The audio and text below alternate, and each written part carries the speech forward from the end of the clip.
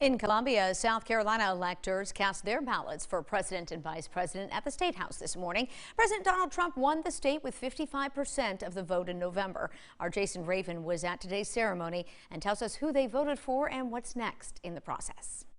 All 9 members of the state's Electoral College cast their ballots in favor of President Donald Trump and Vice President Mike Pence. Secretary of State Mark Hammond oversaw Monday's ceremony.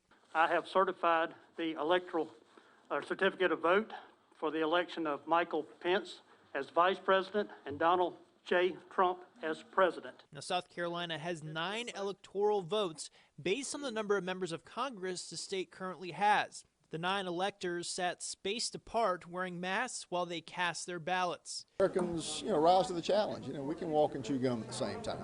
And we got it done here in South Carolina. In South Carolina, electors are chosen ahead of time by their parties to ensure no one changes their vote. Now, if an elector does not vote for the candidate who won the state, they could face criminal action according to state law. So many people out there don't realize that this is more important than anything that we do, because this is how the president gets elected. And because South Carolina is a winner-take-all state, all 9 votes went to President Donald Trump and Vice President Mike Pence. Electors said they were proud to join the other 529 electors across the country in casting their ballots Monday.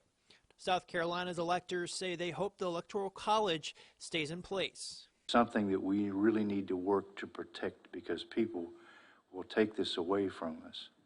And small states, and we're technically a small state, will have absolutely no voice if we get rid of the Electoral College. So this is South Carolina's 9 electoral votes are now on their way to D.C., where on January 6th, both the House and Senate will hold a joint session to certify the presidential election.